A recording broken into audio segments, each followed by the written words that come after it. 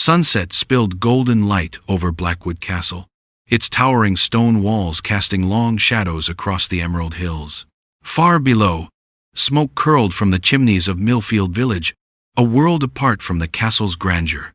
Inside the study, Count Alexander Blackwood stood before towering Gothic windows, his reflection ghostly against the glass. 32 years old, handsome yet hollow-eyed, he gazed at the village below like a man staring at another world. Rows of mahogany shelves held leather-bound books, and portraits of grim ancestors judged him from their gilded frames. His steward, Jenkins, entered quietly. "My lord, Lady Montgomery and her daughters await dinner," he said. Alexander didn't turn. "Another parade of eligible young women," he murmured, bitterness creeping into his tone. Jenkins cleared his throat. "The Countess, your mother, is quite determined this season." Alexander's eyes stayed on the valley. "Tell me, Jenkins, what do they say about me in the village? Not the bowing and scraping during official visits, the truth?" Jenkins hesitated. "They call you fair in your taxes, sir, but distant, unknowable." The word struck Alexander like a blow. Unknowable.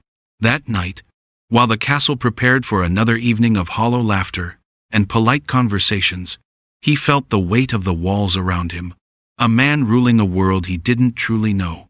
A dangerous idea began to form. What if he could see his realm through different eyes, not as Count Blackwood, but as one of them? At dawn, rough peasant clothing lay across his ornate bed. Jenkins wrung his hands nervously as Alexander dressed. "Sir, if you're discovered, then I'll finally know what my people truly think of their count," Alexander said, pulling on coarse wool, each layer stripping away privilege. By morning, the transformation was complete. Alexander became simply Alex, a common man in worn boots and dirt-smudged hands. The road Millfield felt longer on foot. Without carriage or heraldry, no one spared him a second glance. Children with hollow cheeks played near open sewers. Women bent under the weight of water buckets. Men returned from the fields with shoulders stooped by labor and worry. Alexander overheard two farmers talking by the well.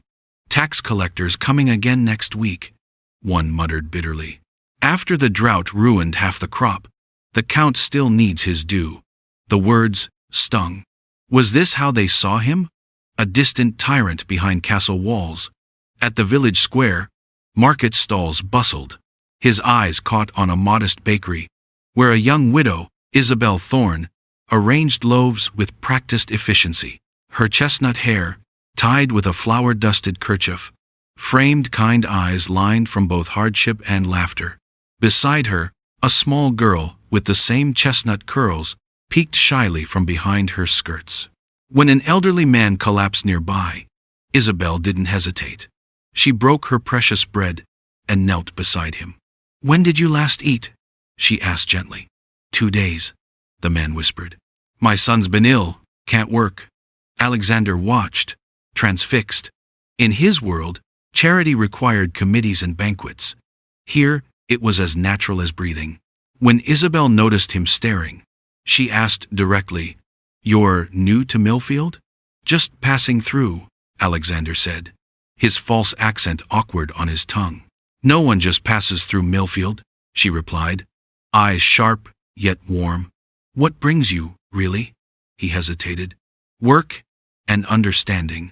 "Understanding isn't found," she said. "It's earned."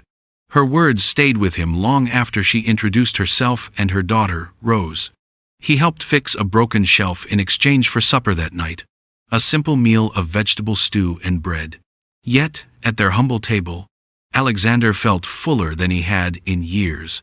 Days turned into weeks. By day, Alexander played the part of Alex, helping repair roofs, carrying water, even building Rose a small wooden horse she treasured. By night, he returned to the castle, hosting formal dinners and signing decrees, the weight of his double life growing heavier. Isabel never treated him like a nobleman, or even like a stranger. She treated him like a man worth knowing. Their conversations stretched long into the evenings while Rose drifted to sleep beside the hearth. At the harvest festival, Paper lanterns lit the village square. Music filled the air as couples danced beneath the stars. Alexander asked Isabel for a dance. "I'm out of practice," she protested. "Fortunately, I'm not very good myself," he lied, leading her into the circle. Their movements grew closer as the music slowed, the world narrowing to the warmth of her hand in his.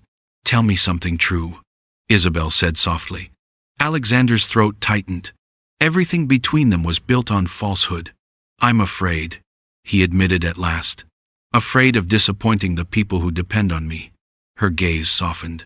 "That sounds like a heavy burden." "It is," he said quietly. "But lately, I've found clarity in unexpected places. In our little village. With you." The very next morning, disaster struck. Alexander arrived in the village only to see Jenkins speaking with the tax collector. Before he could retreat, Jenkins recognized him. "My lord, Count Blackwood!" The words froze the square. Isabel emerged from her bakery, confusion dawning into hurt. "All this time," she whispered, "you've been lying to us. To me." Alexander reached for her. "Isabel, what happened between us was real." "Real?" Her voice cracked. "How can anything be real when you weren't?" The villager's eyes burned with anger and betrayal. Isabel turned away, taking Rose's hand. "Go back to your castle, my lord. We've managed without you before." Alexander left under a storm of whispers, the weight of his choices finally crushing him. Back at the castle, even his mother saw the change in him. "What will you do about it?" she asked. For the first time in years, Alexander acted not as a noble seeking appearances, but as a man determined to make things right. New wells were dug. A medical clinic opened. The school received repairs, new teachers, and books. Bit by bit, Millfield changed under his watchful eye. But Isabel avoided him. Only Rose spoke to him when she found him inspecting the new well. "Mama cries sometimes," she said softly. "She kept the wooden horse you made me." Hope stirred in Alexander's chest. He sent a message through Rose. "Meet me by the old oak tree at sunset." Not to excuse, only to apologize. The next evening, Isabel came. Her eyes held caution, not anger. "Why did you keep lying after we grew close?" she asked. Alexander's voice was raw. "Because each day I told myself I'd tell you tomorrow.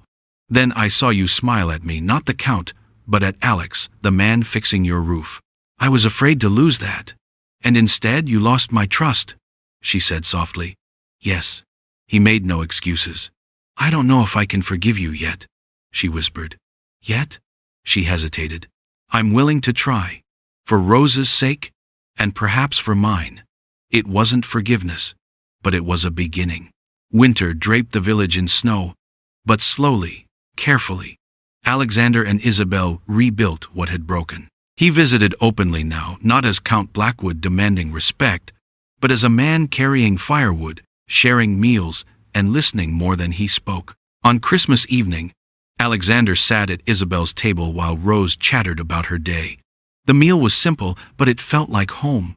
"I was so angry," Isabel admitted softly when Rose had fallen asleep. "Not just because you lied. Because I felt foolish for trusting you." "There was nothing foolish about it," Alexander said. "I love you. I love Rose. I would give up everything, the castle, the title, if it meant being with you." She reached for his hand. "The village needs its count," she said gently. "But I need the man who fixed my roof and told my daughter stories. The man who sees me as I am." When they kissed, it tasted of forgiveness and new beginnings. 3 years later, the village square bustled with life. New shops lined the streets, children played beside the repaired school, and hope glowed in every corner. Count Alexander and Countess Isabel Blackwood worked side by side at a community meeting, while Rose, now 10, organized papers with practiced confidence. "Will you tell the story tonight?" she asked Alexander. "The one about the Count who learned to see." "Only if you help me tell it right," he said with a smile. "Make sure you mention the baker," Isabel teased. She taught him a thing or two. They laughed together, family forged not by title, but by love freely given. And above them, Blackwood Castle no longer loomed over the village like a fortress. It stood as part of it, its walls sheltering a people, and a love that had changed everything.